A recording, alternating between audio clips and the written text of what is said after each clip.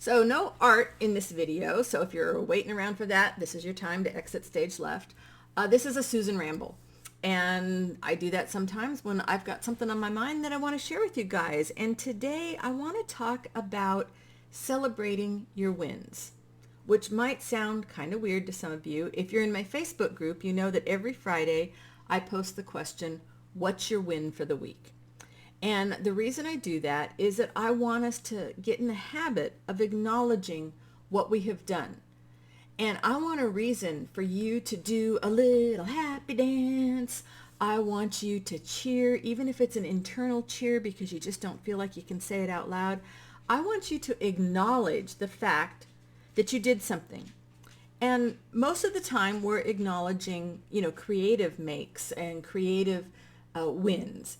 So we have finished a project, we have started a project, we have planned a project, we got a commission, we sold something out of our store. These are all really big wins that we should celebrate.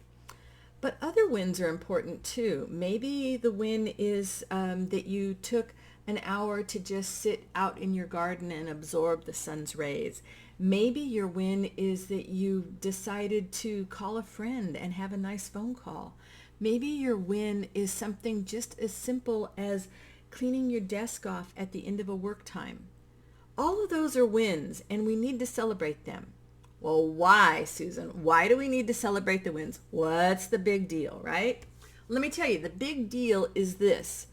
If you celebrate your wins on a regular basis, what they do is they help turn down the volume in your head every time those crappy voices start speaking up and telling you whatever it is that you're going to do isn't worth doing.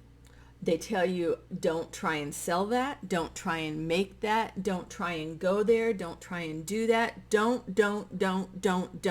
And those voices get so loud that it stops us from doing any of the creative work that we want to do.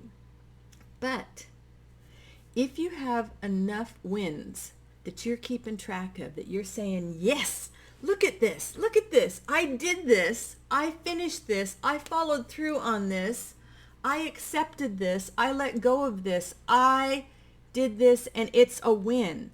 Well, what happens is it just kind of helps turn down the volume of those negative voices so you don't hear them anymore. Or you don't hear them as much, or you don't hear them as often, and that's all good. It's all good for our creativity to do that sort of thing. And it's sort of going to lead into a project that I'm going to suggest for the coming year. I'm not going to do regular prompts or anything on it, but I will be rolling that out in the next week or two.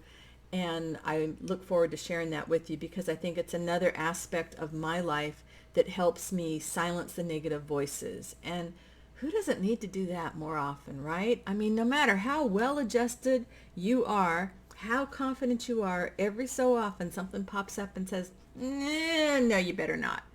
And unless it's something like jumping off a bridge or racing into a burning building and you're not a firefighter, most of the time those voices are not the ones we should be listening to. So give it a try. Start celebrating your wins, no matter how big, how little. And if you're in the Facebook group, we want to hear about it. Or you can tell me down here in the comments because I want to know. I want to do the happy dance.